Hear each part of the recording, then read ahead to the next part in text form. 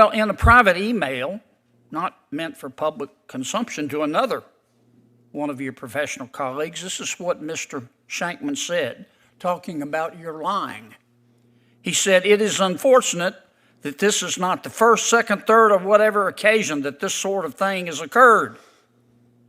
But everyone should be aware of this unfortunate pattern of behavior. You should be aware," he said to the other lawyer, before the other lawyer dealt with you. "Your client should be aware, and you should proceed with extreme caution." Was Mr. Shankman lying? Hey everyone, welcome back to the channel. Today we're diving into a fiery Senate hearing that has left many jaws on the floor. Senator John Kennedy went head-to-head with one of President Biden's judicial nominees, Mr. Ritz, and let's just say things got heated. Kennedy didn't pull any punches, and accusations of lies, political activism, and even memory loss filled the room. If you think Senate hearings are just dry procedural affairs, you're in for a shock. So, grab your popcorn and stay tuned because this was a showstopper. Senator Kennedy begins by questioning Mr. Ritz's integrity right off the bat. He looks him square in the eye and asks, "You're a political activist, aren't you?"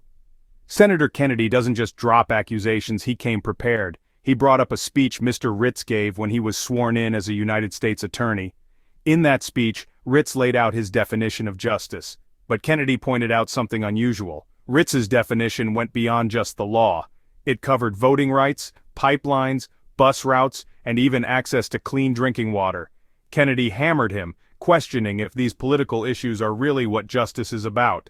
The tension was something else. You are a political activist, aren't you? I would not consider myself that at all, Senator. Okay. When you were sworn in as U.S. Attorney, you gave a speech, didn't you? I did. Okay. Here's what you said. I'm going to quote from your speech. "But you should know that justice for me is about more than putting people in prison. For me, it's also about who votes and how hard it is to cast that vote. It's about where pipelines go. It's about where bus routes go.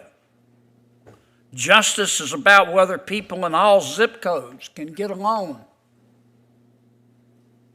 whether women have access to health care, whether citizens have affordable housing or clean drinking water.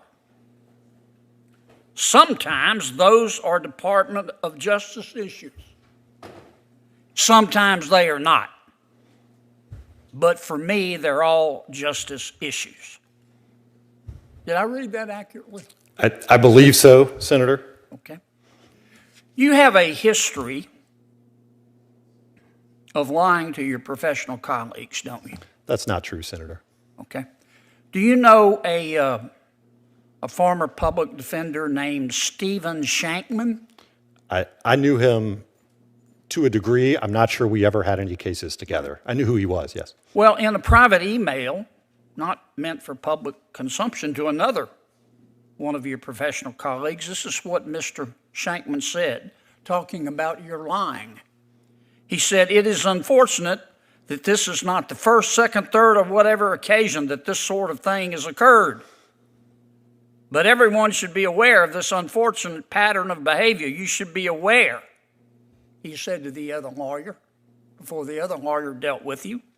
"Your client should be aware, and you should proceed with extreme caution."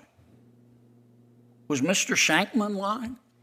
To the degree he suggested that I acted unethically, that was not accurate, and it wasn't in any occasion, much less on numerous occasions. Okay, let's talk about this case, United States v. Von Rico Weber, which you claim to not remember.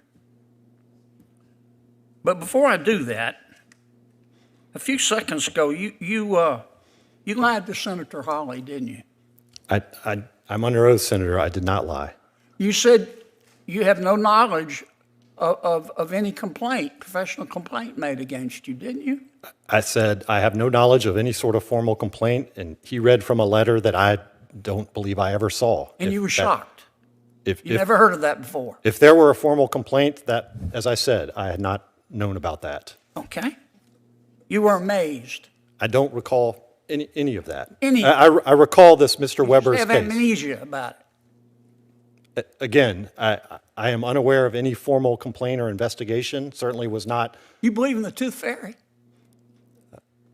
Senator, I don't, You believe in the Easter Bunny? Now, in this case, United States v. Von Rico Weber, you lied to the defense counsel. And the defense counsel then had to go before the court and withdraw a plea for his counsel. And a complaint was filed, about which you apparently have amnesia. And the Justice Department replaced you. And the lawyer from the Justice Department who replaced you, this is what the lawyer said. The new attorney said about you. Said these allegations against Mr. Ritz are, quote, serious. And it is taken so seriously, referring to the Department of Justice, by our office. That is one of the reasons I'm here, and Mr. Ritz will be more than likely be taken off this case because of those allegations. End quote. You lied to Senator Hawley, didn't you? I didn't lie to the defense counsel in that case. I didn't lie today, Senator. Senator John Kennedy's cross-examination of Biden nominee Kevin Ritz centered on Ritz's past actions and public statements, questioning his integrity and impartiality.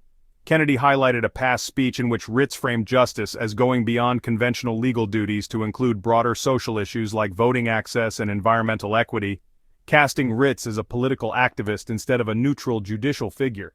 Additionally, Kennedy referenced allegations from a former colleague suggesting a pattern of untruthfulness in Ritz's professional conduct, fueling concerns about Ritz's ethics. In contrast, Ritz's supporters, including Senator Dick Durbin, argue that his career reflects consistent public service and integrity. Ritz has been rated well qualified by the American Bar Association and has garnered support from law enforcement officials who attest to his fair and principled record.